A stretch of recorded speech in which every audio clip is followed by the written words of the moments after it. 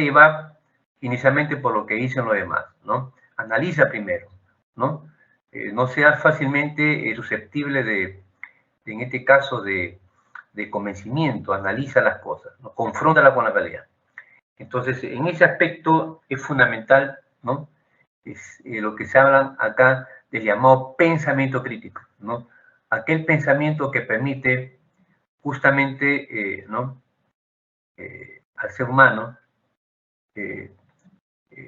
analizar su realidad en base también a una serie de causas, en base también a una serie de situaciones importantes que le permiten también poder justamente ser bastante crítico al respecto, ¿no? Al respecto. Entonces, nosotros estamos también en ese aspecto muy claros, ¿no? Sobre lo importante que es justamente el desarrollo, vamos a ver acá, ya, estamos en la reunión, vamos a ver, ya, muy bien. Muy bien, Juancitos, se escucha el audio, se ve las diapositivas de manera normal, me dicen, jovencitos, profesor. ¿qué tal? Todo fue bien, profe. Gracias, Prado, muchas gracias, Saavedra, muchas gracias, mis queridos y estimadísimos alumnos. Muy bien, vamos entonces justamente a hablar del pensamiento, justamente como una característica puramente humana, ¿no? Que justamente nos hace grandes, nos hace grandes en la medida que ¿no? nosotros, ¿no? También estamos en esa, ¿no? En esa etapa de desarrollo, ¿no? Donde al nacer, ¿no? Justamente a partir ya finales de la etapa sensoromotriz, en el preoperatorio va a surgir el pensamiento. Vamos entonces a señalar acá lo siguiente, ¿no? Lo siguiente, ¿no? Cuando nos definen el pensamiento, indudablemente hay una serie de definiciones, ¿no? Nosotros lo estamos definiendo también como una cadena de respuestas simbólicas, ¿no? Que permiten, jovencitos, formar nuevas ideas, nuevos juicios, pero también resolver un problema y tomar también decisiones, ¿no? Decisiones. Entonces, son estos aspectos importantes, ¿no? Importantes, en este caso, señalar también entre las múltiples características que tiene el pensamiento, una, que es un proceso cognitivo. ¿De acuerdo? Estamos todos de acuerdo, ¿no? Otra característica importante del pensamiento es que nos permite plantear, nos permite enfrentar, ¿no? Y también solucionar problemas también. Problemas. Ahora, el pensamiento también está vinculado al lenguaje. El lenguaje es el medio a través del cual el pensamiento existe, ¿no? El pensamiento no puede existir al margen del lenguaje. El lenguaje es el medio que permite justamente que el pensamiento, en este caso, se manifieste, ¿sí o no? Por eso dice, hay una relación muy importante, ¿no? Dice, lo bien pensado y razonado es claramente expresado. Si un profe de matemática no piensa bien su tema, su ejercicio, que va a desarrollar entre los alumnos, no lo trabaja bien, no lo razona bien, a la hora de explicarlo, lo va a explicar de manera ambigua, imprecisa, ¿no? Poco clara. Y al final, ¿por qué? Porque no lo pensó bien, no lo razonó bien. Entonces, hay una relación entre el pensamiento y el lenguaje, claro que sí, ¿no? Ya lo decía también el doctor Christian Barnard en su famosa oración, ¿no? En su famosa oración, la oración del doctor Barnard decía, ¿no? Piensa en grande y tus ideas crecerán. Piensa en pequeño y quedarás atrás. Todo está en el estado mental. El pensamiento tiene una fuerza tremenda. Ustedes no se imaginan acá estamos hablando por la cuestión lo importante que es el pensamiento, como un proceso cognitivo, y estamos señalando algunas de sus características importantes, ¿no? Importantes, ¿no? Considerarse el proceso cognitivo, también la de plantear, enfrentar soluciones, ¿no? Como también el pensamiento también tiene como herramienta al lenguaje.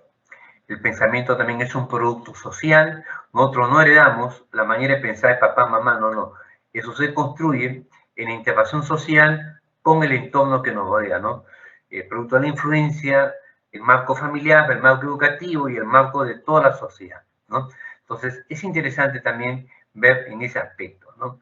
Lo importante que es el pensamiento. Ahora, fíjense lo siguiente, ¿eh? Y eso, de una manera importante, ya como cultura general, por ejemplo, cuando un paciente está deprimido y va a una sala de operaciones en un hospital, cuando está deprimido que sus pensamientos básicamente son pensamientos negativos. No tiene deseo de vivir, no tiene aspiraciones para seguir adelante. Entonces, como quien dice, ha tirado la toalla. Pero eso que genera que la defensa baje. Y los psicólogos en hospitales, cuando hay esa situación, mandan aviso al servicio de psicología para que vaya un psicólogo, converse con el paciente, lo motive y despierte su deseo de vivir. Y es ahí donde las defensas se incrementan y el cuerpo lucha por sobrevivir durante la operación, ¿no? Entonces, es decir, el pensamiento tiene una fuerza tremenda, ¿no? Ustedes van a ser grandes por la fuerza tremenda de su pensamiento. Por eso es importante pensar bien, elaborar tu propio pensamiento positivo. Bien, vamos a ver acá algunas funciones importantes del pensamiento, ¿no? Dentro de las funciones importantes del pensamiento está también la llamada función representacional, ¿no?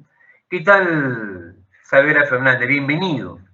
Prado Stephanie, a todo el grupo, Medina, Melanie, a todo el grupo de mis queridos alumnos, ¿no? Romero Micham, ¿no?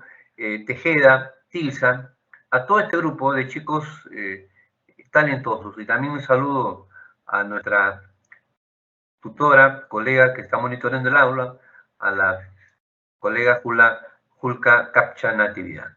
Muy bien, decimos acá entonces lo siguiente, ¿no? Lo siguiente, ¿no? Claro. Cuando hablamos de la función representacional es que el pensamiento reemplaza. El pensamiento reemplaza los objetos del mundo por imágenes, por signos, ¿no? Y símbolos, ¿no? Entonces, esa es la llamada función representacional o simbólica, ¿no? Importante, ¿no? Entonces, claro, para eso, claro, el niño va a lograr representar sucesos, dice, objetos, ¿no? En este caso, que tiene que ver, esos objetos, esas nociones tienen que ser los significados, atraer los gestos, ¿no? Los gestos, ¿no? La voz articulada, que viene a ser los significantes, ¿no? Entonces, de ahí que es importante, cuando digo, caramba, atraer el lenguaje, gato, la palabra gato está representando simbólicamente a un objeto de la realidad, del entorno, ¿no? Del entorno. Entonces, en ese aspecto es importante señalar, ¿no? Lo fundamental que es, en este caso, ¿no? El pensamiento en su función representacional, ¿no? Ahora, claro, la función escrita, acá sobre todo por Piaget, ¿no? Por ejemplo, va a comprender, jovencitos, 5 actividades que hace el ser humano a la hora de representar, ¿no? Claro, el más alto nivel de representación que tenemos, ¿cuál es? ¿Y qué he hecho uso yo ahorita? ¿No? Gato, pelota. Ese lenguaje, ¿no? Ese lenguaje, ese más alto nivel de representación, ¿no? Que tenemos del entorno de la realidad, ¿no? Claro, ese nivel más alto de representación es el significado, ¿no? Mediante palabras, que sea el significante, ¿no? El otro es la imitación diferida, ¿no? Y eso le pasó al hijo Piaget cuando salen a la calle con su hijo. Justo el hijo de su vecino se pone a hacer un berrinche en la puerta. Piaget lo mira, su hijo lo mira, ¿no? No pasa nada. Cuando regresan de la calle, Piaget y su hijo están ingresando a la casa y su hijo se tira al suelo para hacer el berrinche. Y Piaget se sorprende. Caramba, ¿qué ha pasado? ¿Qué ha pasado? Y él luego recuerda, claro, hoy día al salir, el hijo vecino se pone a hacer berrinche. Yo lo miro, mi hijo lo mira, lo observa, ya sé lo que hizo mi hijo. Mi hijo lo observó, lo imitó y lo reprodujo posteriormente. A eso Piaget lo llamó imitación diferida, ¿sí o no? ¿No? Claro, que la reproducción de acciones o gestos, que son los significantes, en ausencia del modelo, ¿no? Ahora,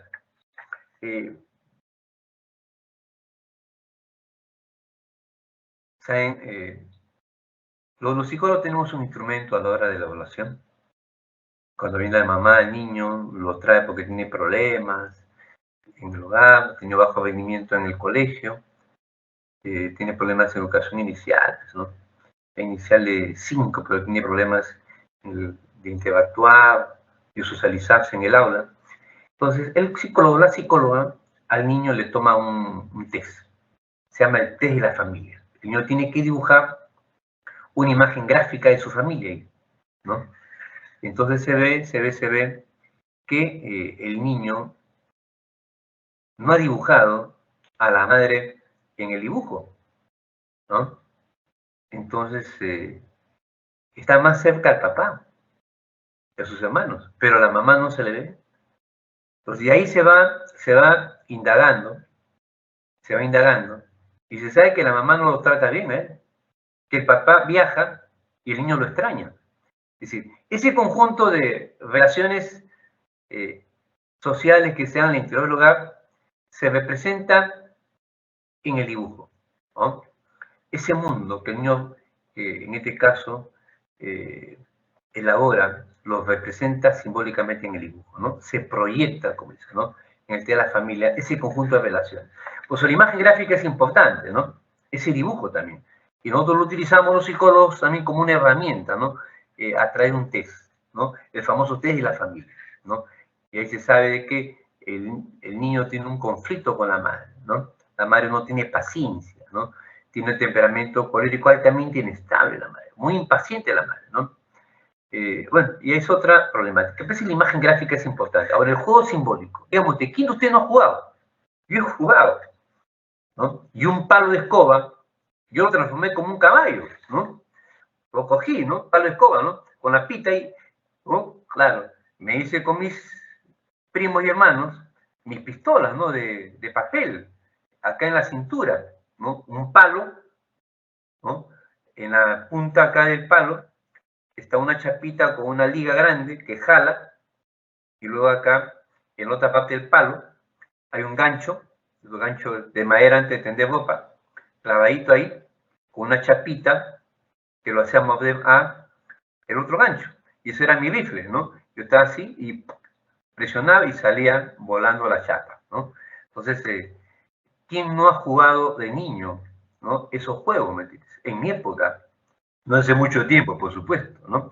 Hablamos también del juego simbólico como un aspecto importante, jóvenes, que el ser humano ha utilizado también, ¿no?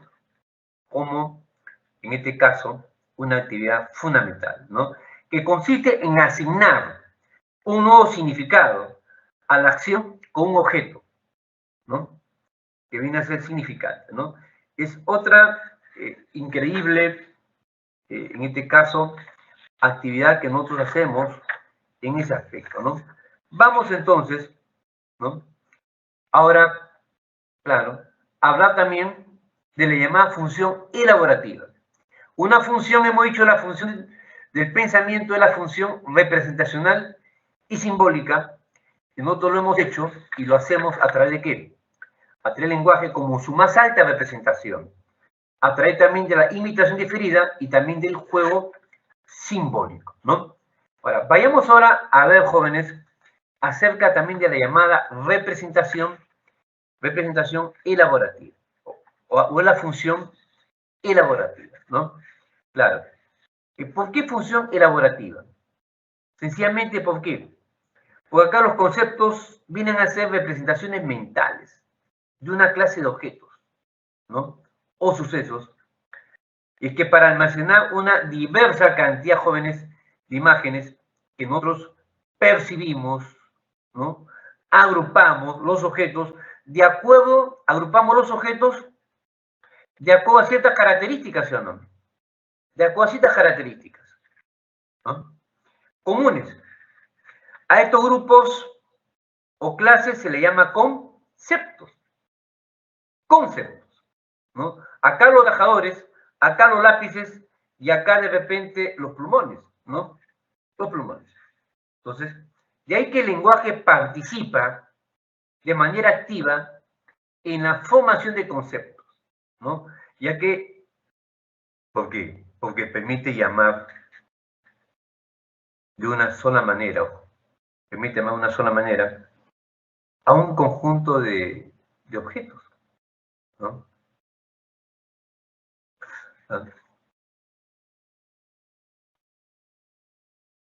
Claro. Mire, a todos los meninos que tú ves,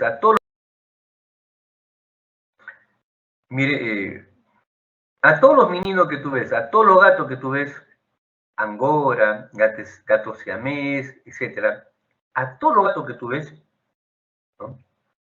Tú lo identificas solamente con una palabra, ¿sí o no? Gato. Gato, ¿sí o no?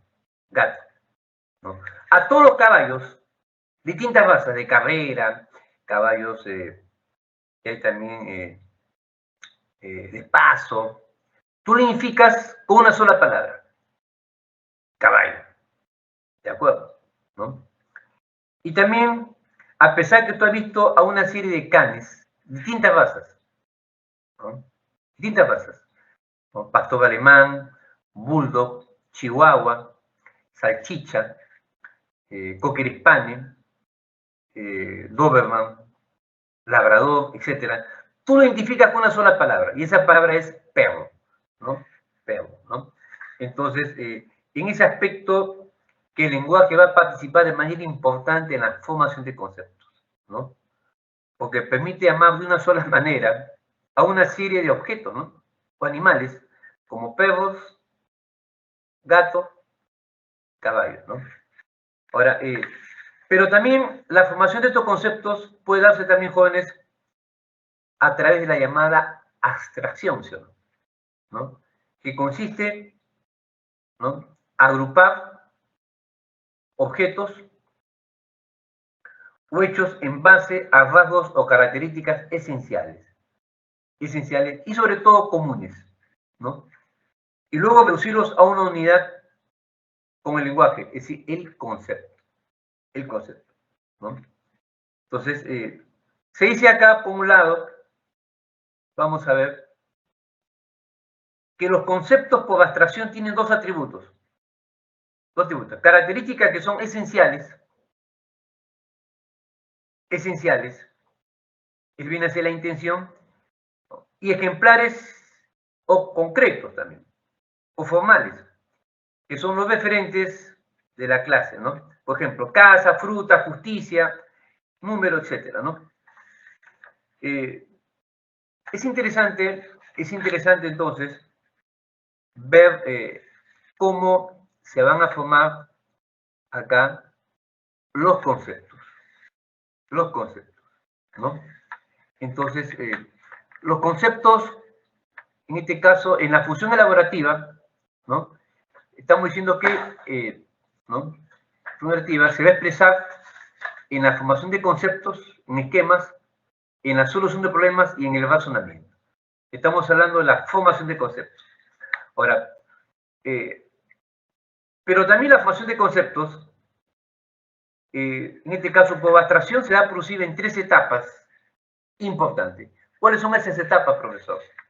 Uno, las observaciones simples que hacemos, donde se identifican y escriben características, en este caso, o atributos que comparten todos esos objetos, ¿no? Pueden ser físicos o cognitivos. Lo segundo, la reducción de las características a una unidad. Tercero, Sintetizar atributos, en este caso, con una palabra para formar un concepto. Gato, caballo, ¿no? Y perro, ¿no? Entonces, muy bien. Eso sería uno de los aspectos esenciales, ¿no? Que hay en torno a la formación de conceptos.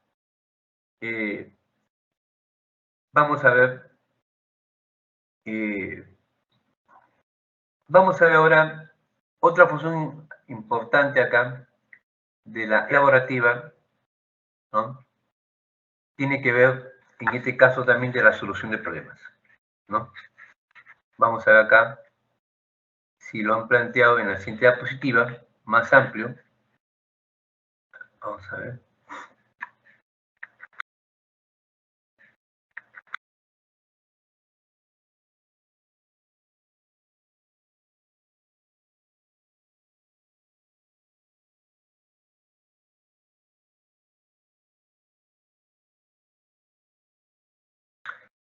Correcto, correcto, correcto.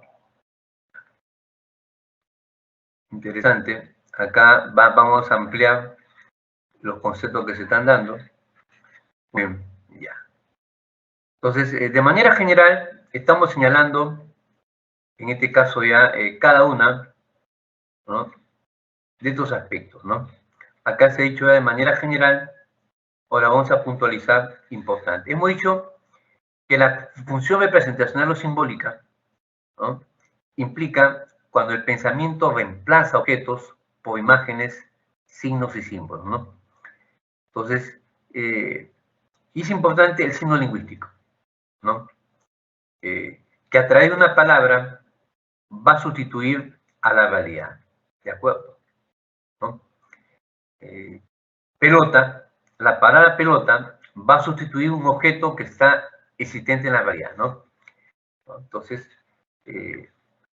ese signo lingüístico es importante. Ahí acá en el ejemplo, la palabra árbol va en este caso, va a sustituirse o no a ese objeto árbol que está en la realidad, ¿no?, que está ahí.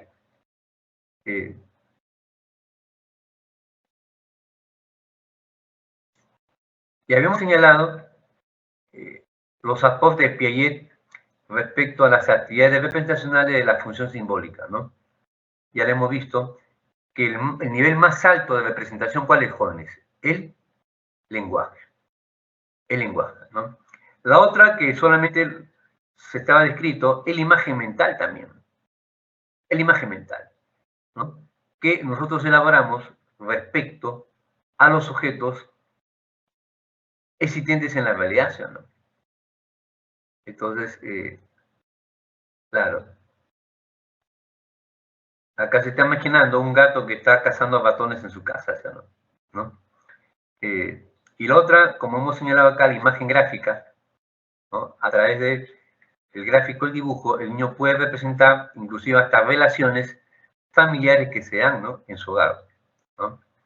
Y el otro es el juego simbólico, donde uno reemplaza objetos, ¿no?, existentes en la realidad también, ¿no? Es interesante, ¿no? Un palo, o en este caso un tubo, lo reemplazamos como un telescopio, ¿sí o no?, para mirar el cielo y ver las estrellas, ¿no? Y también la imitación diferida, donde se imita un modelo y lo reproduce en otro momento, ¿no? En otro momento. Muy bien. Ahora, dijimos nosotros que la función elaborativa tenía que ver con la formación de conceptos. Y era importante, ¿no? Ahora, para almacenar, se dice acá, la gran cantidad de imágenes que percibimos, agrupamos los sujetos de acuerdo a sus características comunes, ¿no? Comunes. A estos grupos o clases, que son representaciones mentales de una clase de objeto, se le llama conceptos. Acá están los gatos, acá están los caballos, y acá están los perros, ¿no? Los perros. Entonces, esa formación de conceptos, en este caso también habíamos señalado, tiene varias etapas. Y una de esas etapas, habíamos indicado nosotros, era a través de la observación de los objetos, ¿no? A través de la observación de los objetos, donde se identifican y se van a describir sus características y cualidades, ¿no? El perro tiene cola, tiene orejas, tiene 4 patas, etcétera, etcétera, etcétera. Para la otra etapa, ¿no?, sobre la formación o abstracción, tiene que ver también con, claro, identificando características comunes o esenciales, ¿no?, que habíamos señalado, ¿no? Uno, la observación de los objetos, ¿no? ¿No? Claro. Y el otro también la identificación de características comunes y esenciales, ¿no? Y el otro, reducir o sintetizar todas esas características, todos esos aspectos con una sola palabra, que es el concepto, ¿no? El concepto. Entonces, ¿cómo lo sintetizas? A través de la palabra casa, mesa, árbol, etc. ¿Sí? Muy bien. Vamos ahora acá a ver, vamos a ver acá, si me quito esta carpetita que me tapa toda la... Ya, vamos a ver acá. Bien.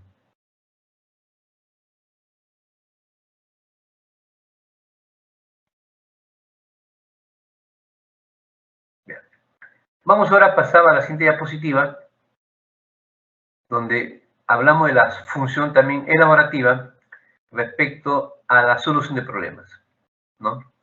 En toda solución de problemas siempre hay una condición inicial, ¿no? Siempre hay una condición inicial, ¿no? Que venir a ser el objetivo, siempre, ¿no? Luego se habla de una, en este caso, toma de decisiones, ¿sí o no? ¿No? Toma de decisiones, ¿no? Claro. Y luego se habla ya de la solución de problemas, ¿sí? Solución de problemas. Siempre tiene esos momentos, ¿no? La condición inicial no tiene que ver el objetivo, ¿no? El objetivo. Y luego, claro, cuando hablamos del objetivo trazado, uno tiene que ver la elección entre las opciones, ¿no? ¿No? Entre los conocimientos que tú tienes y las estrategias que también, ¿no?, vas a poder, en este caso, utilizar, ¿no? Claro. En esa condición inicial, tú ves que esa toma de decisiones está en relación también con ese objetivo. Claro. Ahora, indudablemente, ya la solución de problemas, ¿no?, se va a expresar también ya en el logro del objetivo que tú te habías trazado, ¿no? Tiene que ver con la consecución del objetivo también, ¿no? Ahora, cuando se habla acá de estrategia de solución de problemas, hay una serie de variedades, ¿no? Tenemos el ensayo de Bob, que se aplica fundamentalmente cuando el problema no es muy amplio, sino es pequeño, más reducido, ¿no? Ustedes saben que esto se basa en el tanteo, ¿no? En el tanteo, ¿no? Al azar, ¿no? Es como que te da un llavero de más de como 50 llaves y tú, por tanteo al azar, tratas de ver cuál de ellas es, ¿no? ¿No? La llave correcta y abrir la puerta, y con eso solucionaste ese problema. Lo vas a ingresar. Claro. El ensayo se basa, ¿no?, en el tanteo, ¿no?, en la eliminación sucesiva de intentos, ¿no?, incorrectos hasta encontrar la solución, ¿no? Acá indudablemente no se posee un plan, no hay un plan, no hay un plan, ¿no? Lo que tú haces es probar opciones, ¿no? Esta llave, a ver si le da esta otra llave y vas eliminando, ¿no? Lo vas separando, ¿no? Estas llaves que has utilizado en la otra, ¿no? Esta así, ¿no? Entonces, a eso se refiere. Como dice, a ojo de buen cubero, ¿no? Tú muchas veces acertamos por casualidad con la llave correcta, ¿no? Con la llave correcta. Muy bien. Vamos entonces ahora a ver otra estrategia en la recuperación de la información. Les cuento a manera de anécdota, jovencitos, que mi mamá le llama a mi hermano menor, que es técnico electricista, arregla también técnico en refrigeración, cocina, se ha especializado en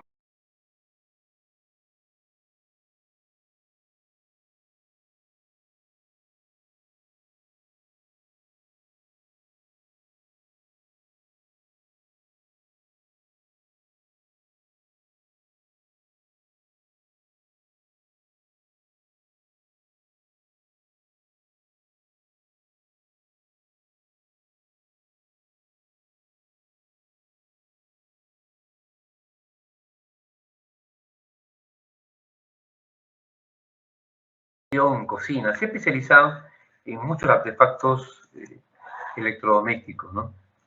Y justamente lo llama para que arregle la refrigeradora, ¿no? Entra, lo revisa, chequea, mamá, dice, lo que tiene tu refrigeradora es fuga de gas. Dice, este problema es igualito, mamá, me dice, ¿no? A la refrigeradora de mi suegra. Allá sé lo que tengo que hacer. Claro, claro. Lo que él hace, va a ser en ese momento recuperar la información, ¿sí o no? ¿No? En su memoria a largo plazo, ¿no? La información de cómo resolver el problema, ¿no? Con su suegra, ¿sí o no? Para aplicarlo a un problema similar en la actualidad. Eso tiene que ver con la recuperación de la información, que es una estrategia en la solución de problemas. Ahora, luego tenemos los algoritmos. Los algoritmos se señalan, son pasos que tienen toda una secuencia. Paso A, paso B, paso C y paso D, que te permiten llegar a la solución de un problema. ¿Sí? A la solución de un problema. Entonces, en este caso, por ejemplo, cuando tú aplicas fórmulas, ¿no? En aritmética, en geometría, ¿sí? En geometría, ¿no? En geometría. Entonces, a eso se refiere, ¿no? Las estrategias, en este caso ya denominadas algoritmos, ¿no? Claro. Claro. En esta estrategia, ¿no? Ni un problema se puede realizar, claro, ningún intento de solucionar el problema se puede hacer al margen de las reglas o procedimientos que están planteados en la formulación, ¿no? O en las reglas que están especificadas. No se puede, ¿no? Entonces, y eso es importante. Ahora, pero en cambio, en heurística no hay un plan. No hay pasos establecidos, no hay plan A, no hay plan B, no hay plan C, no hay plan D. Entonces, usted tiene que buscar esas reglas.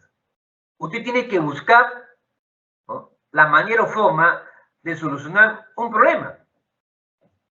Entonces, ahí ya estamos ya ante la llamada heurística, ¿no? Aún hablan de la heurística como la base del pensamiento creador también, ¿no? Claro. Por eso dice acá, en la heurística yo busco resolver un problema usando reglas prácticas o lo que se llama también atajos cognitivos, que son soluciones simples, ¿no? Que nos van a ayudar a solucionar un problema, o dicho problema, ¿no? Claro. En algunas ocasiones, estos atajos cognitivos, estas soluciones simples, son correctas, no conducen a la solución del problema. Están equivocados, ¿no? Entonces, así también dice, cuenta referido también a estereotipos, ¿no? A creencias basadas en categorías sociales. Es decir, la heurística no garantiza la solución del problema, ojo. Pero si lo hace la persona, es probable que lo haga de manera original, ¿sí o no? Original. Un ejemplo podemos poner el caso de Tomás Alva Edison. En su intento 2000, jóvenes, su discípulo le dice, maestro, se ha vuelto a equivocar, maestro. Y Alva Edison le dice, está bien, pero ahora he aprendido 2000 formas de no hacerlo. O sea, el camino no estaba por acá, el camino estaba por allá, ¿no? Entonces, y al final lo hizo, ¿sí o no? Y la respuesta, la solución fue original, fue novedosa, ¿no? Mientras que en algoritmo tú trabajas más con el hemisferio izquierdo, en heurística usted trabaja más con el hemisferio derecho, ¿me entiendes? ¿No? Si queremos nosotros establecer esa diferencia también entre una y otra, ¿me entiendes? ¿No? ¿Qué parte del cerebro usted utiliza, ¿no?, a la hora de trabajar heurística y a la hora de trabajar algoritmo? Muy bien. Vamos ahora, señorita, jovencitos, entrar. Vamos a continuar acá. Hablaba acá de la llamada creatividad. ¿Sí? De la creatividad. Cuando hablamos de la creatividad, indudablemente, Nos referimos también acá, nos referimos a los aportes de este psicólogo conocido como Stenberg y también Gardner, ¿no? Claro, acá creatividad se está definiendo como la forma de pensar, cuyos resultados son ideas nuevas y valiosas. Entonces, la idea o objeto que cumpla con estas dos condiciones, novedad, utilidad social, es creativa, ¿no? Claro. Yo también lo puedo definir de esta manera, ¿no? A la creatividad lo definen algunos autores como la capacidad de crear objetos novedosos y originales, pero que tengan relevancia social, es decir, que tengan importancia social para la sociedad. Y a través de la historia han habido gente creativa. Por ejemplo, en la antigüedad, Platón fue muy creativo para elaborar un sistema de ideas que justificase en su época la explotación del hombre por el hombre, ¿no? Por la existencia de los esclavos. Él magistralmente decía, ¿sí o no? Él hablaba de teoría de las ideas. Había dos mundos. En el cielo está el mundo de las ideas, que es el mundo verdadero, el topos urano, el copo celeste. Ahí habitan las almas. Y las almas poseen sabiduría, conocimiento. Y en el mundo sensible, ¿no? Claro, que no es el mundo verdadero. Es una copia del mundo verdadero. Cuando usted está por nacer, dice, el vientre materno, el alma viene del mundo de la ideas y se reencarna. Si se reencarna dentro de ti, en tu pecho, va a predominar el valor. Como son, eres guerrero, pues. Eres guerrero, ¿no? Porque en ti predomina la fortaleza, la valentía, ¿no? Pero si el alma se reencarna en tu cabeza, va a predominar en ti la sabiduría. Como son, eres gobernante, filósofo, noble. Es decir, esa forma de desarrollar y trabajar un sistema de ideas que mucha gente se la creyó, ¿no? Ah, yo soy esclavo por eso, yo soy artesano por eso, yo soy guerrero por eso, o sea, las cosas ya están establecidas. Eso ya viene de que naciste, ¿sí o no? Y eso ahí vas a quedar, esclavo y esclavo, guerrero, guerrero, ¿no? Noble y noble, ¿no? ¿Por qué? Porque en ti el alma se ha cobijado en tu cabeza, pues, ¿no? Entonces, es una explicación creativa, original. Es decir, hasta en la historia han habido mucha gente en sus distintas actividades que han destacado por su creatividad, ¿no? Por su originalidad. Platón, podemos poner Pablo Picasso, Beethoven, Mozart, Leonardo da Vinci, etcétera, etcétera, etcétera, ¿no? Entonces, acá vamos a hablar de dos autores. Uno, por un lado de Guilford y por otro lado de Bono, ¿no? De Bono. Claro. Algunos, fíjense, autores dicen lo siguiente: pensamiento convergente o vertical, pensamiento divergente o lateral. ¿Por qué? Porque hay cierto parecido, cierta similitud, ¿no? En estas dos formas de pensar, ¿no? Porque hay una relación, ¿no? Hay una relación. Convergente o vertical, divergente o lateral, ¿no? Plantean de esa manera también, ¿no? Pero vamos acá para nuestro amigo Guilford, ¿no? Y cuando habla de pensamiento convergente, en el pensamiento convergente las respuestas son cerradas, o un sí o un no, ¿no? No te dan posibilidad para otra respuesta, ¿no? Ahora, ¿por qué convergente? Porque todos convergen en esa misma respuesta, por ejemplo. ¿Quién fundó Lima? Todo el mundo da como respuesta Francisco Pizarro. Yo te planteo una pregunta, un problema, y todos convergen en la misma respuesta. Pensamiento convergente. ¿Hay algo original? No hay nada original, ¿sí o no? ¿No? Claro, se caracteriza porque las respuestas son cerradas, ¿no? Cerradas, ¿no? Basadas en los conocimientos y la lógica, ¿no? Muy bien. Ahora, en cambio, para Guilford, el pensamiento divergente tiene otras características, ¿no? Acá las respuestas son abiertas, son originales, ya, señala, ¿no? Claro. Ante un problema, no existe una única solución, ¿me entiendes? ¿no? Hay en este caso un abanico de respuestas, ¿no? Porque por acá se produce también la famosa lluvia de ideas, ¿no? Plantean el problema y todos dan respuestas originales, novedosas, ¿no?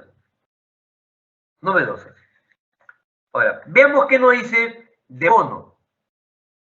De Bono cuando habla del pensamiento vertical, que tiene cierto parecido con el pensamiento convergente de Guilford. De Bono dice lo siguiente: el pensamiento vertical, señala, claro, es lógico, va a demandar el análisis e inferencia porque trabaja por ya caminos preestablecidos, ya caminos preestablecidos, que buscan una única respuesta, ¿no? Verdadera, ¿no? Claro, pues deben negarse los caminos cerrados. Se basa en la deducción y en la secuencia ordenada de ideas. Claro, acá hay una única respuesta, ¿no? Solamente una, o un sí o un no también, en el fondo, ¿no? En cambio, el pensamiento lateral para De Bono permite crear nuevas ideas acá, nuevas ideas, fuera del patrón habitual que se da generalmente sujeto a una respuesta. Acá no usa la lógica, acá claro, las alternativas no están predeterminadas, no hay nada de eso. No hay nada de eso. Acá hay posibilidades alternas, ¿no? Esa es la característica entre el pensamiento convergente de Guilford y el pensamiento vertical de Bono, que hay cierta similitud, ¿no? Claro, las respuestas son cerradas para Guilford y para, en este caso, de Bono, ¿no? Esas respuestas llamadas pensamiento vertical son basadas en la lógica, ¿no? Y en una única respuesta nada más. Acá no hay nada original, ¿no? En el caso del pensamiento divergente de Guilford, ¿sí? Acá las respuestas son abiertas porque hay más posibilidades, ¿no?, alternativas de solución, pero son originales. En cambio, para De Bono, claro, también acá hay una serie de posibilidades alternas, ¿no? No solamente una, posibilidades alternas, ¿no? Que permite crear entonces nuevas ideas, no solamente una, ¿no? Nuevas ideas. Vamos a ver, interesante lo que plantea este autor, ¿no? Entonces, vamos ahora a entrar a hablar, mis estimados alumnos, al lenguaje. Al lenguaje.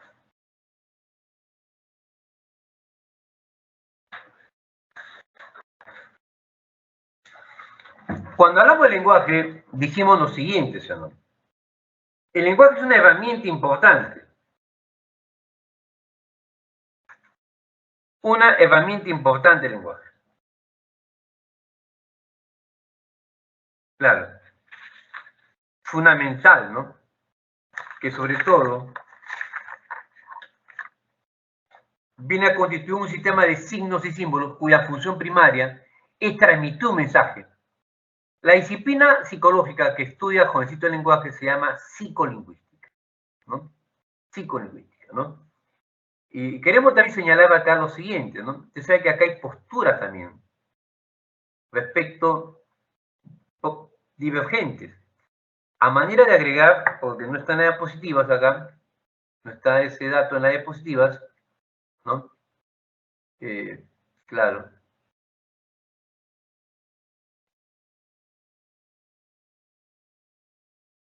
Acá estamos todo el desarrollo, pero sí se menciona a uno de ellos, ¿no?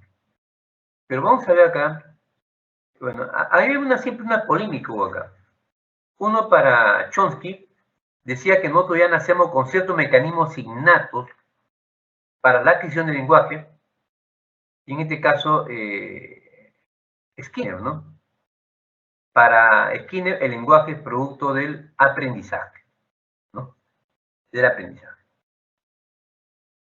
Entonces, eso es una característica, ¿no?, muy marcada al respecto, ¿no?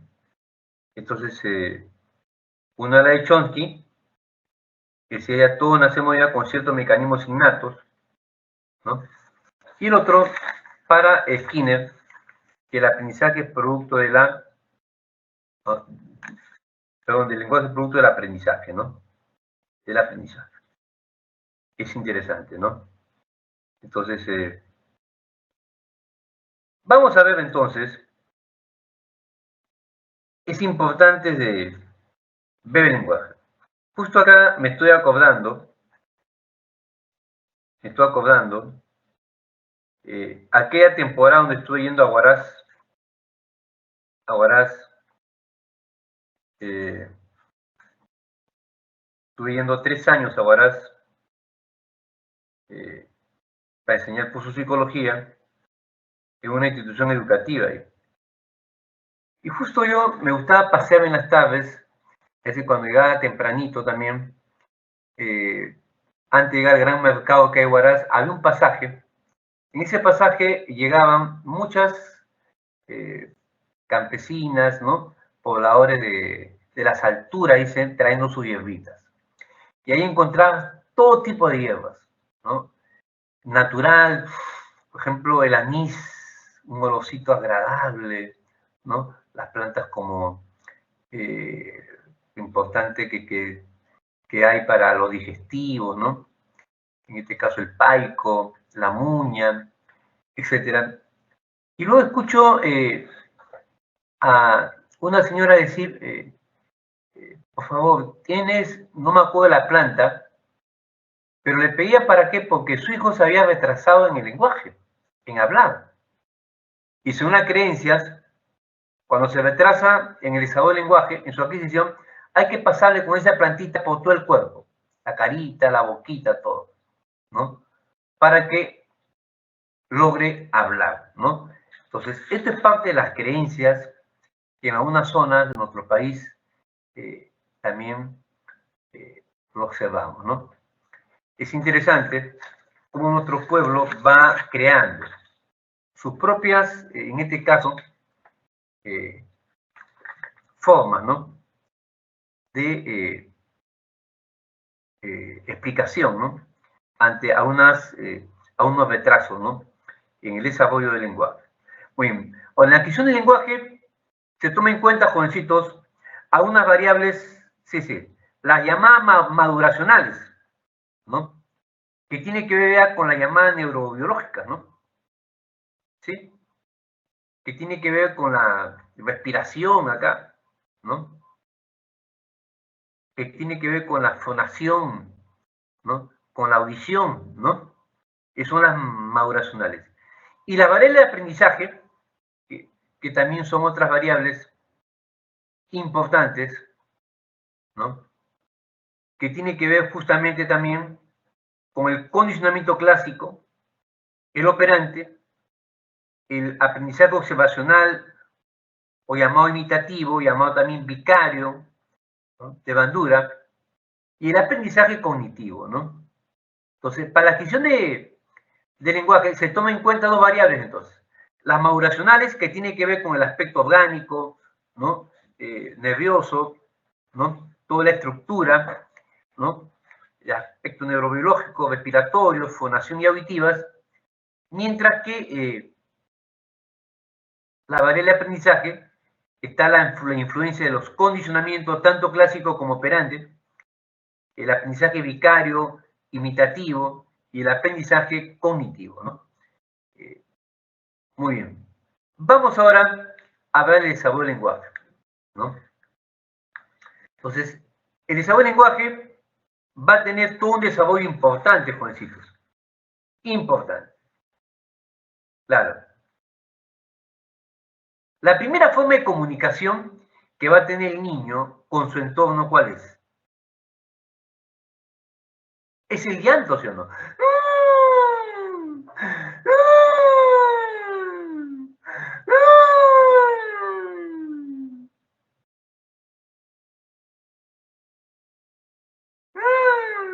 Claro, es el llanto. El llanto es la primera forma de identificación, de comunicación que tiene el niño. Pero al comienzo, el llanto es indiferenciado. Ojo, es indiferenciado por la madre. ¿Sí? Es diferenciado. Porque la mamá no sabe por qué llora su bebé. Se asusta. Ay, Dios mío, ¿qué será esto? Se asusta, ¿no? Cuando la madre es primeriza, ¿no? La madre es primeriza, ¿no? Pero el llanto ya se vuelve diferenciado cuando se establece ese vínculo afectivo que es el apego. Y la madre reconoce que su bebé llora, ¿por qué? Porque tiene hambre, llora porque está aburrido, llora porque tiene pañalito mojado, o llora también porque está enfermo también. Ya la mamá ha aprendido ya a identificar ese llanto. Entonces, el llanto es la primera forma de comunicación que tiene el ser humano con su entorno. Ahora, luego de ahí entramos a los gorjeos, ¿o no? Los gorjeos. ¿No? Claro, los balbuceos. Ma, pa, ¿no? Claro. Las distintas también variaciones tonales. Y luego entramos a la etapa lingüística, ¿no? Con la aparición de la primera palabra. Increíble. De la primera palabra. Fabuloso, ¿sí o no? Fabulosos Juancitos, ¿no? Claro.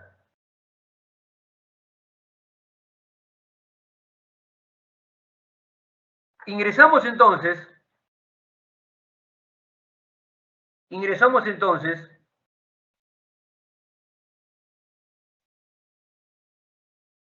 a la primera etapa, llamada también la etapa de las primeras palabras. Sí. Llamada también de las primeras palabras, ¿no? O llamada también, o habla, o llamada también habla holofrásica. Holofrásica. ¿De acuerdo? O habla holofrásica. Que va a transcurrir entre los 12 y 18 meses acá. Claro. Pero vamos acá, bueno, acá hay que señalar también un aporte importante de Vygotsky, ¿no? Vygotsky es uno de los grandes psicólogos contemporáneos que ha aportado mucho al desarrollo del lenguaje, jovencitos. Del lenguaje. Es increíble también, claro, la manera como hay una relación entre el pensamiento y el lenguaje, ¿no? Y esa relación indudablemente fue explicada magistralmente por Vygotsky. Claro. Él demostró, Vygotsky, que estos procesos cognitivos, Juancito, tienen origen y cursos independientes hasta que el bebé adquiere el habla. Claro. Ojo, para Vygotsky, pensamiento y lenguaje son procesos cognitivos que tienen origen y cursos independientes. Dice, hasta que el bebé adquiere el habla comunicativa hacia el año y medio de edad. Esta habla externa se vuelve ya autodirigida. Autodirigida. Es decir, en habla egocéntrica, como estrategia para regular su propia conducta durante el juego. La práctica de esta actividad de los 3 a 6 años, que es el juego, la práctica de esta actividad de los 3 a los 6 años hace que el habla autodirigida se internalice, ¿no? Dice, originando el pensamiento verbal, el cual posibilita que el niño pueda planificar acciones, posibilita la comprensión de conceptos abstractos y posibilita también una creciente autorregulación emocional por parte del niño, ¿no? Qué interesante es, ¿no? Hay una habla externa que es egocéntrica, pero también se vuelve interna, ¿no? Interna. Y esa internalización es mediada por el aspecto cognitivo, en este caso, entre el pensamiento y el lenguaje. Vamos entonces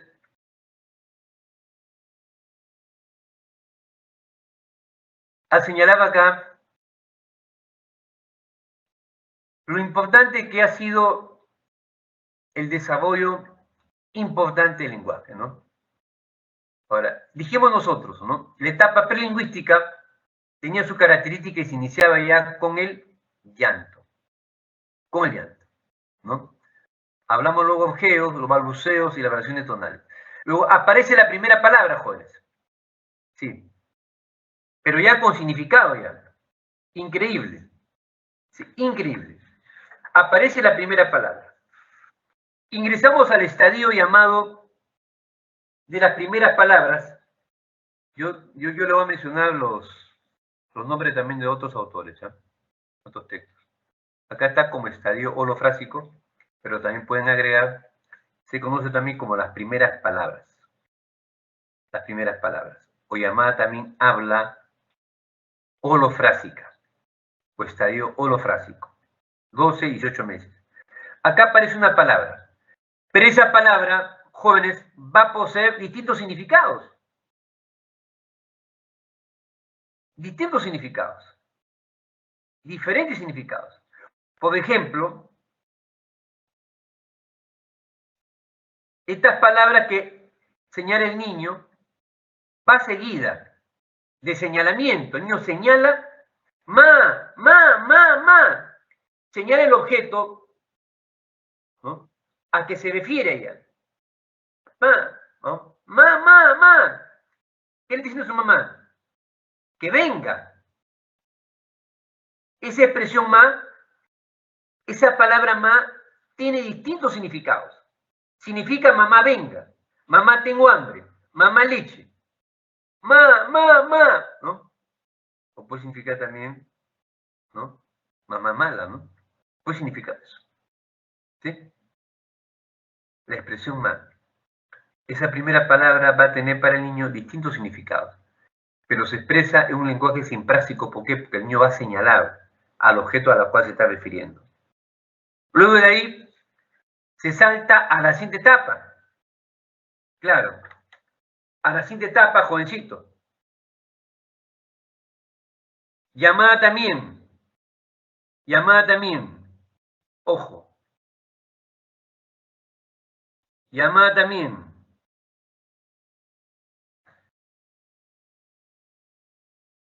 de explosión del lenguaje o primeras frases primarias. Pueden tomar nota ahí. Llamada también la etapa de explosión del lenguaje o de primeras frases primarias. De primeras frases primarias. Como también se señala ahí, que oscila entre los 18 y 24 meses. 18 y 24 meses.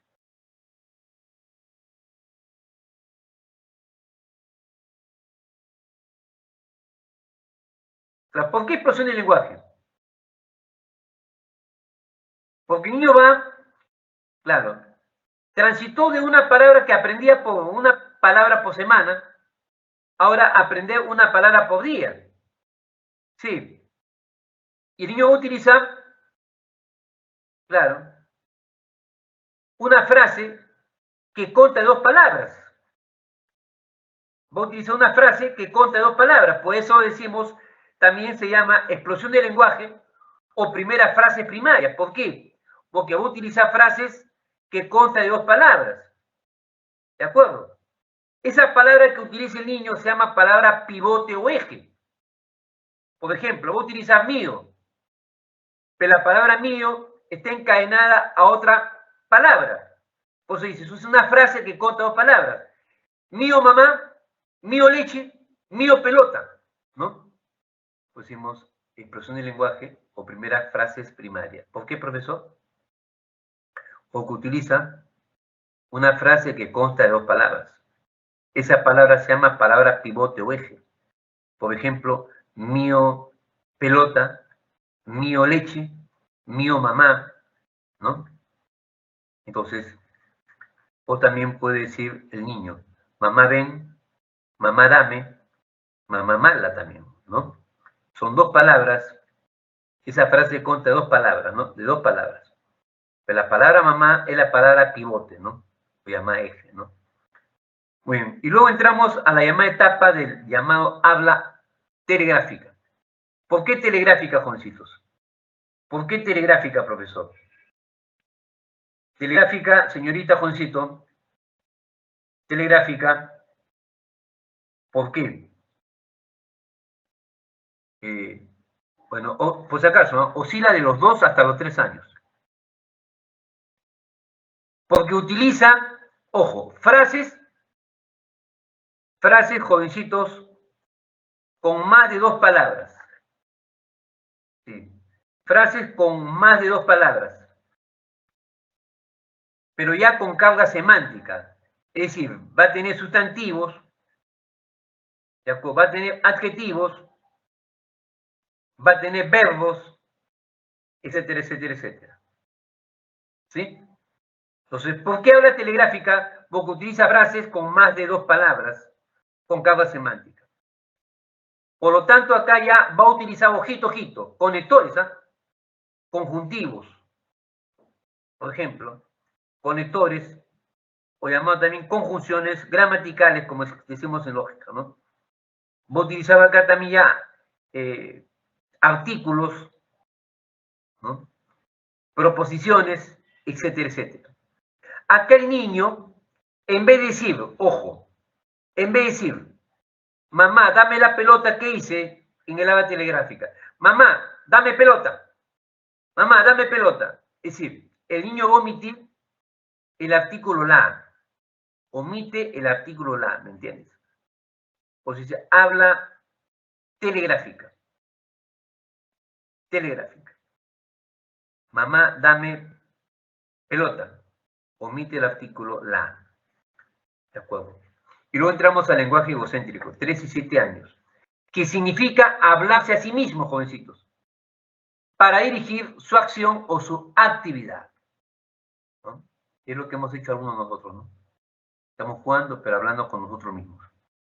Muy bien, ya hablamos de Vygotsky y entramos ahora a otro tema increíble, que es el tema de la inteligencia, ¿no? A ver, ¿se entendió lo que hemos explicado, jovencitos? A ver, ¿alguna duda? Hemos dejado un vacío.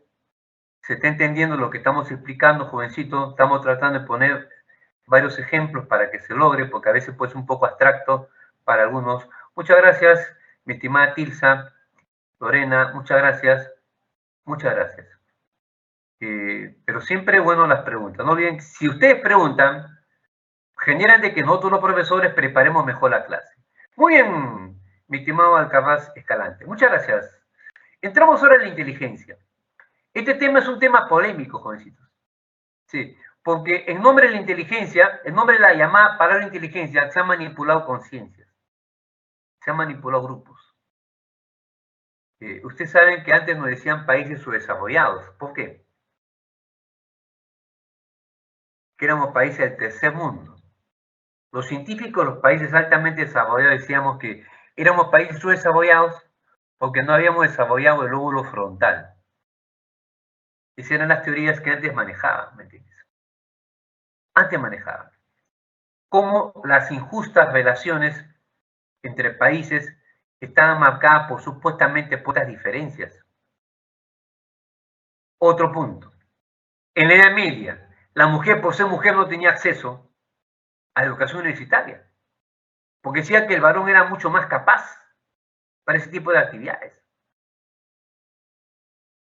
En Estados Unidos, cuando se construyó y apareció el primer té de inteligencia, se aplicó a un sector de la clase social blanca alta y a un grupo, ¿no?, de gente color raza negra de clase baja. Y los resultados fueron obvios. Los blancos sacaron un puntaje más alto que los negros, para a partir de ahí tratar de decir que los blancos eran más inteligentes que los negros, dentro de esa tremenda convulsión social que había en Estados Unidos, ¿no? Una lucha racial, ¿no? Y un movimiento social liderado por Martin Luther King, ese reverendo de color que murió asesinado también y tiene un discurso hermoso, ten un sueño, ¿no? Es decir, el término inteligencia puede ser explicado de distintas maneras, pues, pero tiene un significado tremendo, ¿no? Tremendo, en la historia también del Perú. Muy bien, pero vamos acá de manera puntual respecto a la parte académica. Se dice acá lo siguiente, ¿no? Siguiente, ¿no?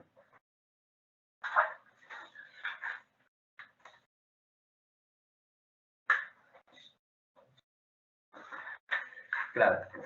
Hablamos de la inteligencia, se define también a la inteligencia como un constructo, ¿sí o no? ¿No? Teórico que permite explicar por qué algunas personas obtienen mejores resultados en ciertas tareas o desafíos, ¿no? También es definido como un principio explicativo de la competencia y velocidad para la adquisición, almacenamiento y aplicación del conocimiento. Bueno, en realidad esa competencia está referido, jóvenes, a la capacidad o capacidad de la persona para resolver una situación o problema, ¿no? Y velocidad a la rapidez para resolver esta situación.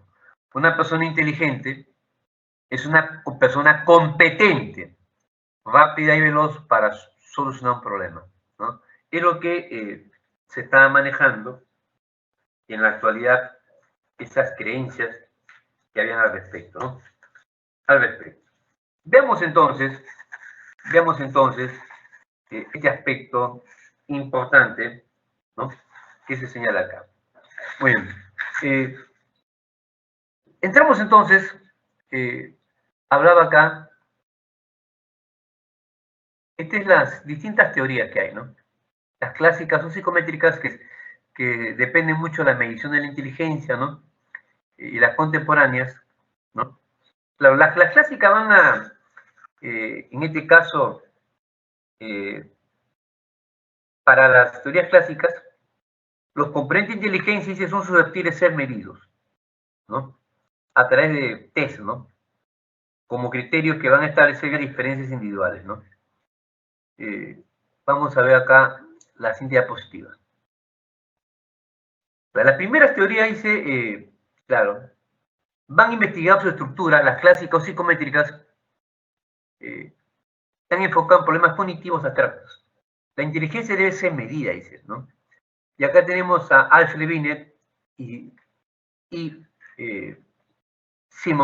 Theodore Simonton, que inventaron la primera escala de inteligencia. Es que en Francia había un problema con los Los franceses no podían detectar el ingreso de niños fronterizos a su sistema educativo, no podían. Así que le dieron la responsabilidad, el Ministerio de Educación francés le dio la responsabilidad a estos dos profesionales, ¿no? Adivinen quién estaba aplicando las pruebas como voluntarios. Piaget. Piaget aprendió mucho también durante todo ese trabajo que hicieron Alfred y Binet, ¿no? Que necesitaron, pues, aplicar pruebas, para aplicar el primer test, pues, ¿no? Utilizaron aplicadores, ¿no? Y entre ellos habían contratado a Piaget, estaba ahí, ¿no? Aprendiendo, ¿no? Interesante, ¿no? Ahora, pero vamos a ver acá, cuando hablan del primer test de inteligencia, ¿no?, hay que señalar acá que hay un concepto importante, ¿no? El concepto de edad mental, que fue acuñado sobre todo por el psicólogo alemán Wilhelm Stern, y fue usado por Levi Sterman, ¿no?, referido sobre todo a la edad que le corresponde a un individuo por su desarrollo intelectual evaluado a través de un test, ¿no? La edad mental, claro, es la edad que ha alcanzado la mente de un sujeto en comparación con el promedio de desarrollo para cada año de edad cronológica, ¿no? ¿Y cómo se obtiene? A través del puntaje que el sujeto logra en el test de inteligencia, ¿ya? Coeficiente intelectual, o llamado también cociente intelectual, ¿no? Intelectual, que se define originalmente como el resultado, ¿no? De la división de la edad mental de una persona entre su edad cronológica, ¿de acuerdo? Multiplicada por 100. Por ejemplo, si él tuviese acá una edad mental de 100, supongamos, ¿no? Bueno, supongamos que él tuviese una edad mental de 12 años,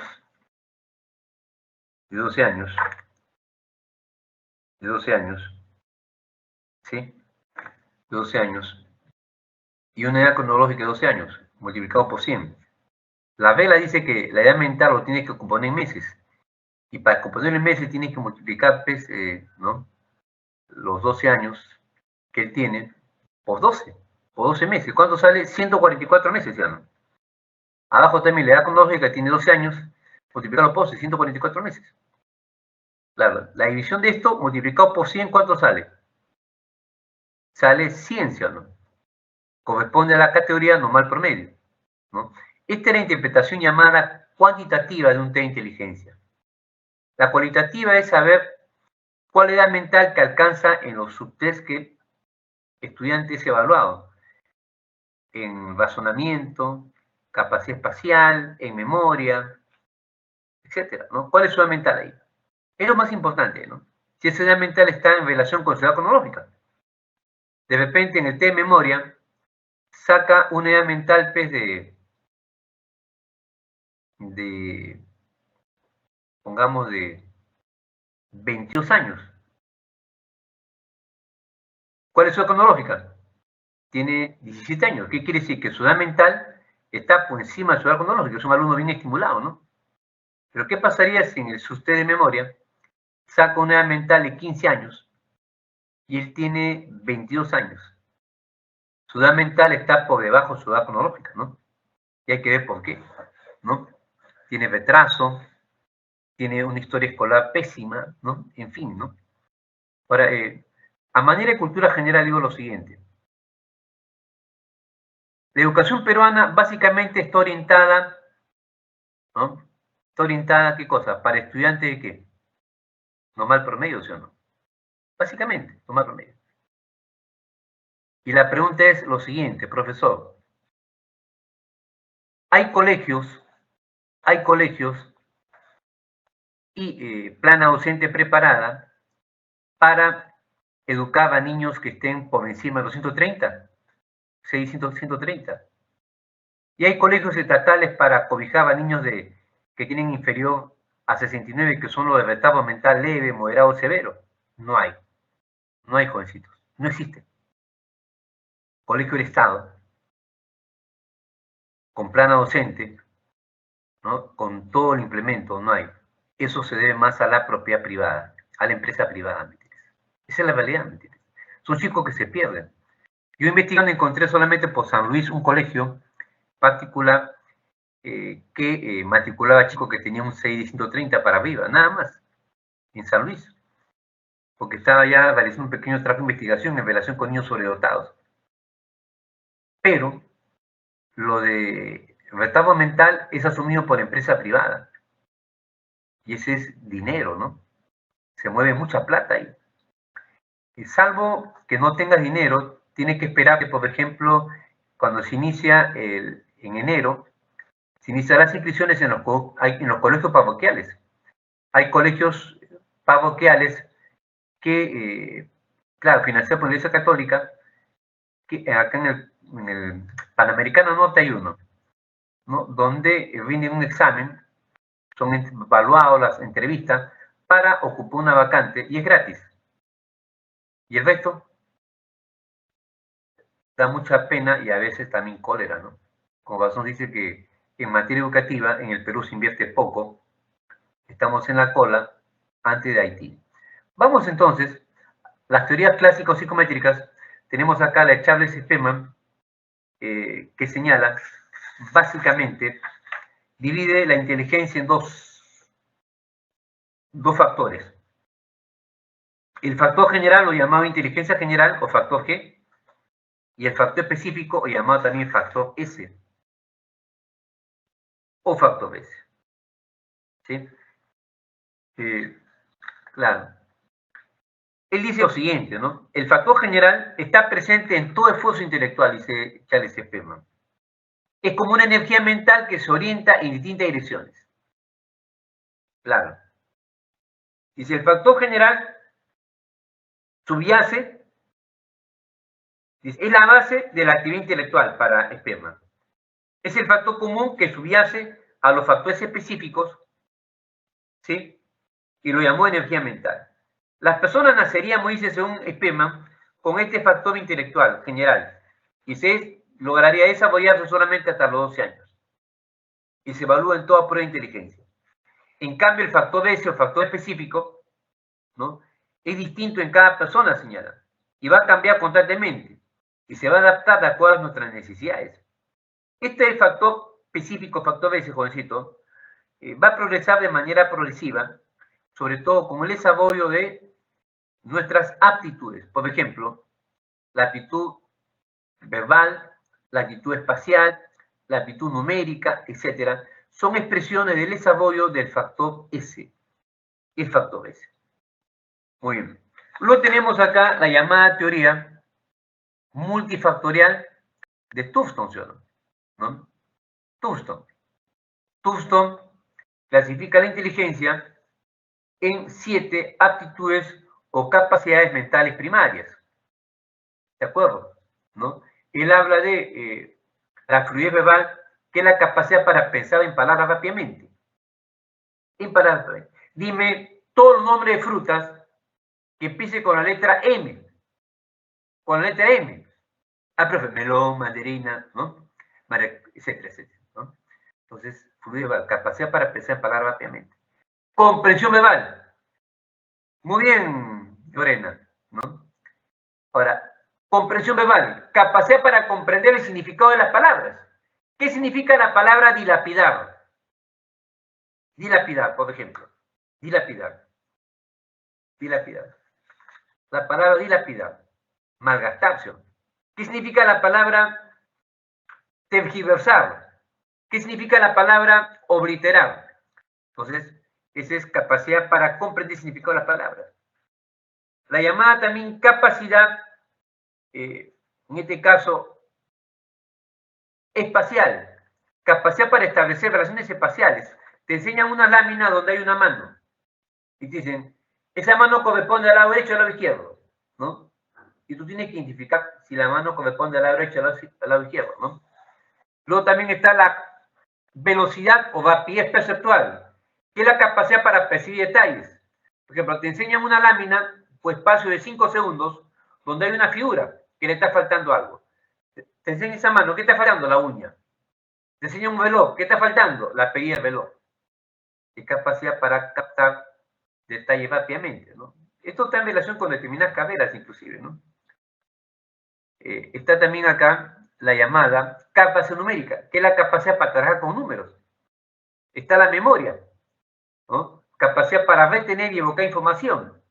Y se evalúa de dos maneras en los test de memoria cuando lo evalúa el psicólogo, de manera directa o manera inversa. Por ejemplo, te dice, dime, y me van a repetir lo que digo, ¿eh? Yo te digo 2-4, tú también debes repetir 2-4. Ya, profesor. 5-9, 5-9. 1-4-7. 1-4-7. 3-2-9-5.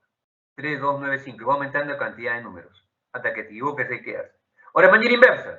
Yo digo 5-1, tú dices 1-5. Ya. 3-9. 9-3. 4-5-1. 1-5-4, ¿no? Y de esa manera van evaluando, ¿no?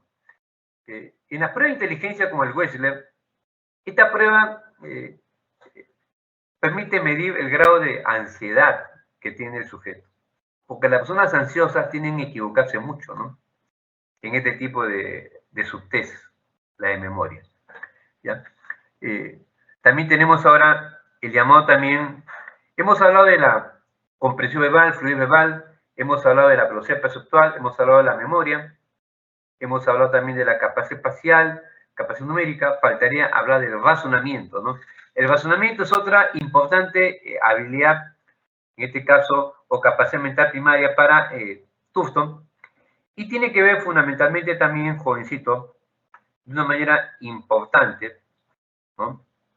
Él dice lo siguiente acá, ¿no? El razonamiento, según Tufton, tiene que ver con el pensamiento lógico, la capacidad de utilizar tus conocimientos con tu experiencia en la solución de problemas. Ahora, pasamos ahora a la de Cattell. Cattell divide la inteligencia en dos tipos, inteligencia fluida e inteligencia cristalizada, ¿no? La cristalizada es adquirida, ¿no? En el marco familiar, escolar, ¿no? La cristalizada. Está influenciado más por el ambiente educativo. ¿De acuerdo? Claro. El tema de inteligencia, inclusive, jovencitos, se incrementa con las experiencias de aprendizaje, ¿no? Y se mantiene en la vejez. En la vejez, ¿no? Tú utilizas acá el conocimiento adquirido para solucionar distintos problemas. Pero en cambio, la inteligencia fluida es innata. Tú ya traes eso, tienes con eso ya. Y disminuye esto en la tercera edad, en la vejez, la inteligencia fluida, ¿no? Es la aptitud para razonar de manera rápida y abstracta con información de contenido no verbal, ¿no? Como imágenes visoespaciales y memoria mecánica, ¿no? Entonces, la inteligencia fluida, dice Cattell, está libre de la influencia de la cultura y la educación, ¿no? Y se va a expresar esto más en problemas lógicos, de contenido visoespacial y en la solución de preguntas de semejanzas y diferencias entre figuras, ¿no? Muy interesante. Cattell tiene una prueba también de personalidad muy consistente, ¿no? Y dentro de las teorías contemporáneas, se dice contemporáneas, ¿por qué, profesor? Porque, sobre todo, claro, pierden, son teorías que pierden el interés en estudiar la naturaleza y la medición de la inteligencia, ¿no? Se orientan más en investigar la formación y desarrollo de la inteligencia, ¿no? Investigan temas como adaptación general, competencias sociales, autocontrol emocional, creatividad y todo aquello que pueda conducir al éxito, ¿no? Veamos entonces, interesante, tenemos acá una teoría importante, la teoría del desarrollo de la inteligencia de Jean Piaget, ¿no? Jean Piaget, vamos a hablar también de la creatividad y vamos a hablar también de la importancia de las habilidades sociales. De las habilidades sociales.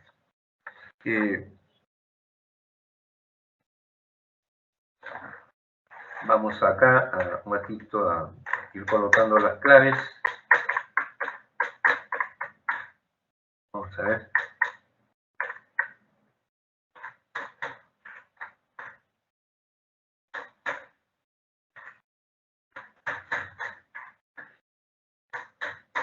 A Piaget se le considera un grande en la psicología.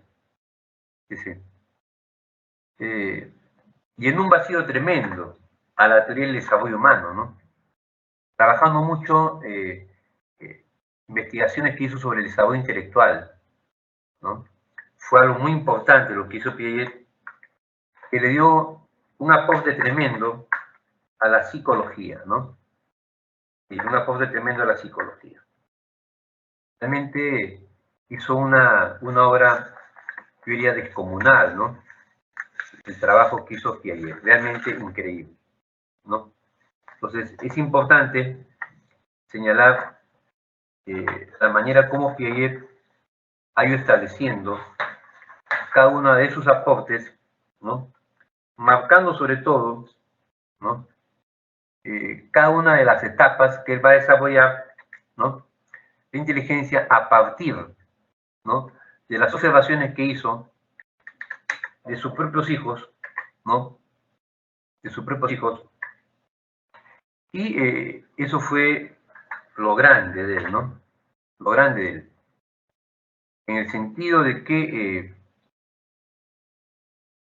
dedicó más de 55 años, jóvenes. Sí, a estudiar este tema. Más de 55 años, imagínense, ¿no? a desarrollar este tema tremendo, ¿no? Un tema tremendo en lo que es la llamada inteligencia, ¿no? Inteligencia.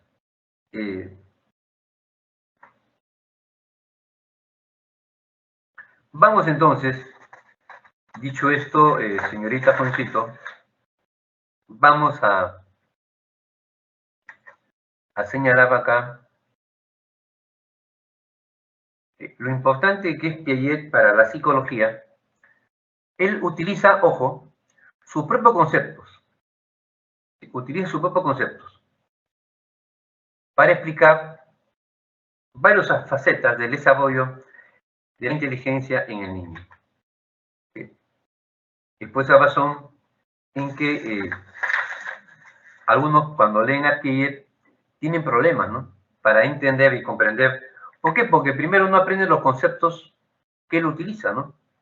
Él utiliza un repertorio de conceptos muy importantes, ¿no? Muy importantes, ¿no? Sí, para manejar el término inteligencia. Entonces, de ahí lo importante que es entender a Piaget de esta perspectiva, ¿no? Sobre todo, entendiendo que es un aporte tremendo, ¿no? A la comprensión de la inteligencia. Veamos ahora lo siguiente, ¿no? Piaget nos habla, ¿no? Nos habla de que en el desarrollo de la inteligencia, indudablemente, él toma en cuenta fundamentalmente dos aspectos, ¿no? Claro. El aspecto maduracional, porque para él el desarrollo del pensamiento va a depender más de la maduración, ¿no? Como un aspecto principal, ¿no? Y también del aprendizaje, ¿no? Del aprendizaje. Para Piaget la maduración es más importante que el aprendizaje, por si acaso, para Piaget. Es mucho más importante que el aprendizaje, ¿no? Este último, el aprendizaje, es un resultado de la interacción del sujeto con su entorno, familiar, escolar, etc., ¿no? En un tiempo determinado, ¿no? Dice, para él el desarrollo intelectual sería un proceso espontáneo, que va a prolongar vía la embriogénesis del ser humano. Dice, la formación de nuevas estructuras, no solo cognitivas, sino también biológicas en el organismo del sujeto, ¿no? Es interesante. Vamos ahora a irnos de frente a hablar justamente de Piaget, ¿no? Ahora, para Piaget, la inteligencia sería, ojo, para entender esto, una forma de equilibrio, hacia lo cual tiende tu conducta, mi conducta. En tal sentido, dice, desarrollo para él es esencialmente marcha hacia el equilibrio, hay que entender, hacia el equilibrio. Un perpetuo pasado de un estado menor de equilibrio, como el sensor motriz, a un estado de equilibrio superior, como es el estado lógico formal. Que ahí no utiliza el término de equilibrio en sentido estático, sino dinámico. Claro. Refiriéndose a un equilibrio progresivo, ¿no? Que va del sensor motriz, preoperatorio, operaciones concretas y lógico formal. Es decir, equilibrio es autorregulación para él. Es compensación por la respuesta del sujeto a cambios externos. Este proceso va a pasar por varias etapas. Sensor motriz, preoperatoria, operaciones concretas y lógico formal. Muy bien.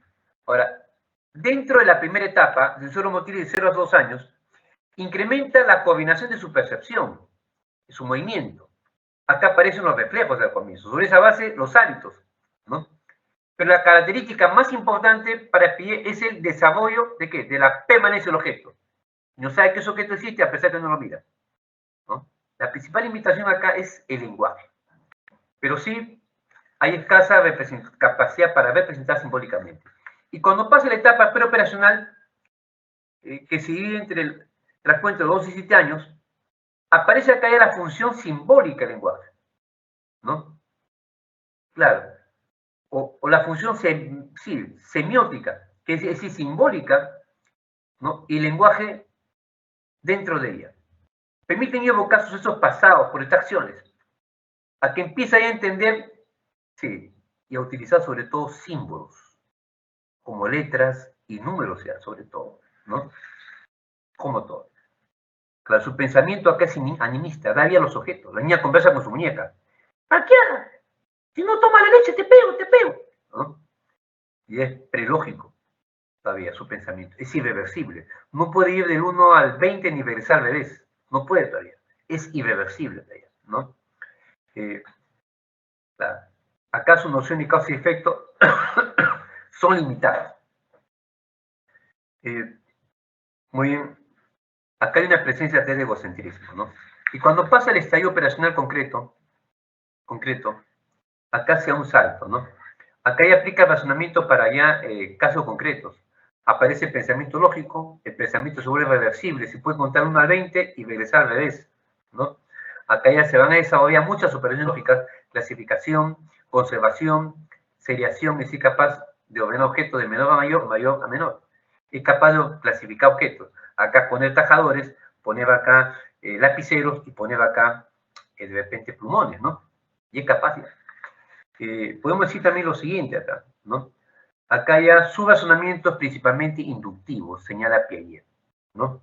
Y acá ya se va a iniciar la conducta social, es decir, aparece el juego, como dice, el juego en base a reglas, ¿no? El juego reglado.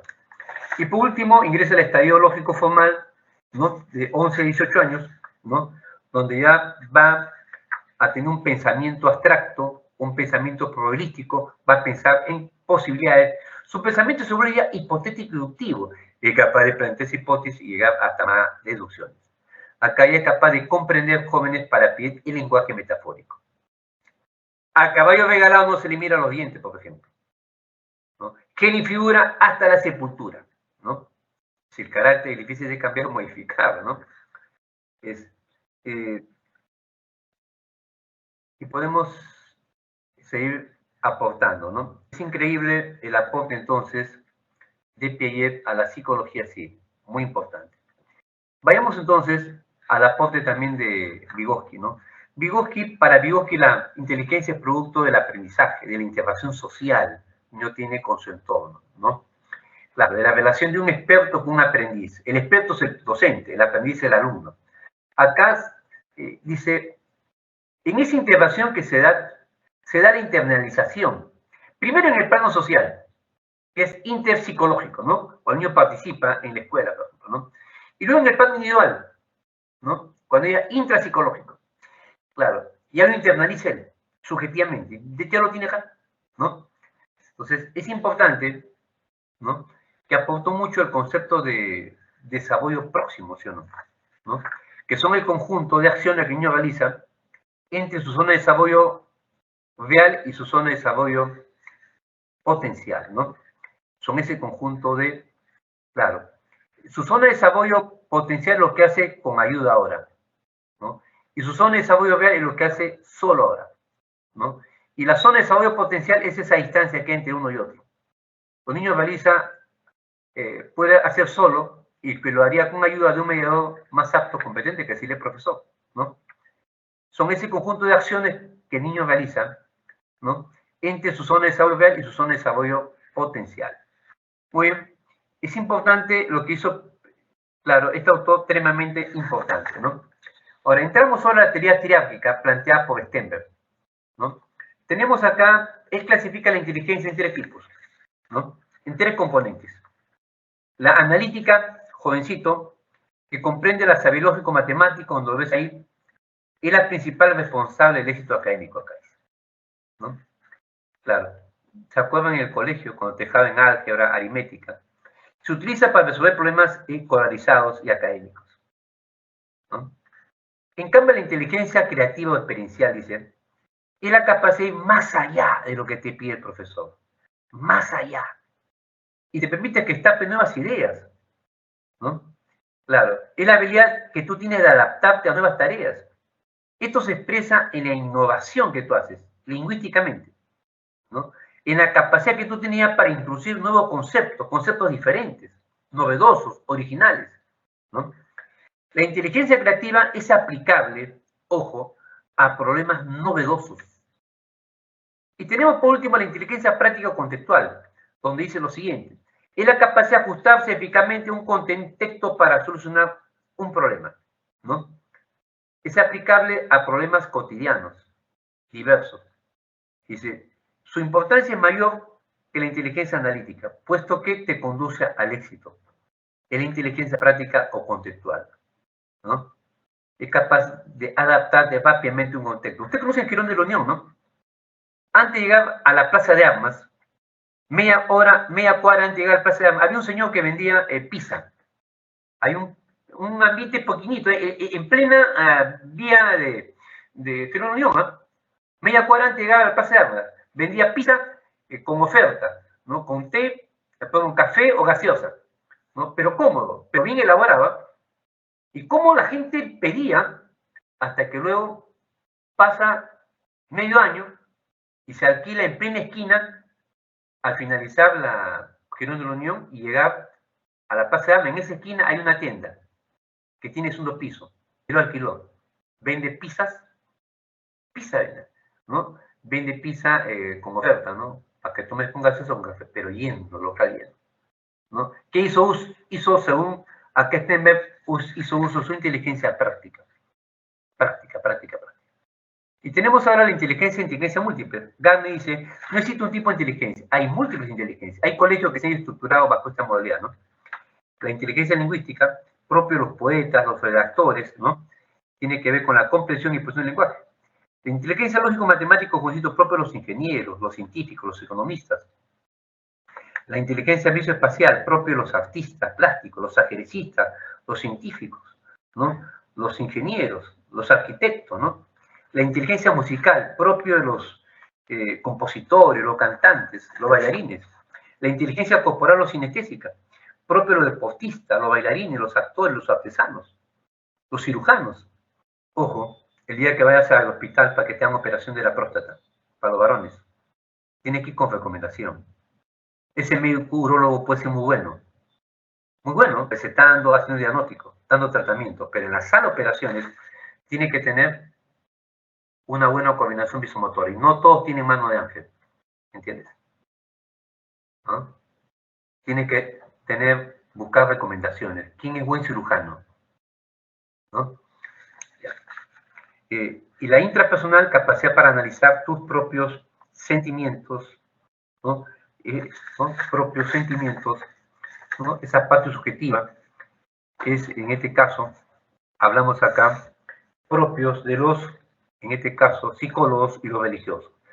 Y la inteligencia interpersonal, ¿no? Propio de los profesores, los terapeutas, ¿no? Los vendedores, los políticos, ¿no? Que interactúan mucho con el grupo, esa facilidad que tienen. Inteligencia naturalista, propio para identificar y clasificar patrones de naturaleza, ¿no? Acá encontramos a los biólogos, Y también el aporte de nuestro amigo, ¿no? Goleman, cuando define a la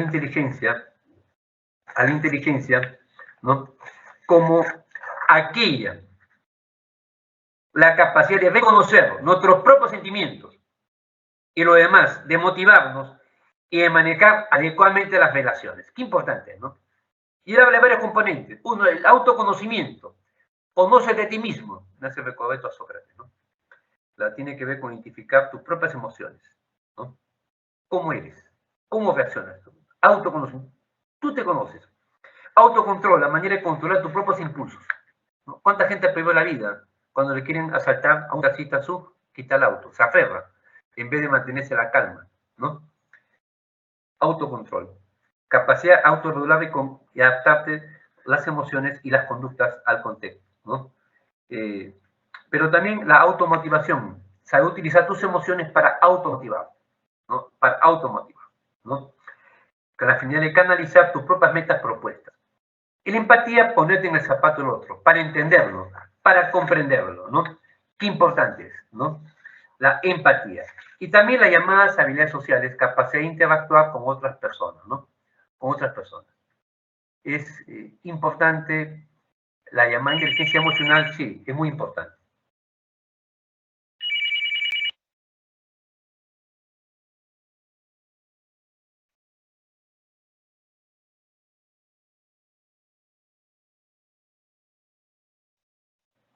Vamos con las preguntas, mis estimados alumnos. Vamos con las preguntas. Acá tienes, vamos a ver las preguntas. A ver.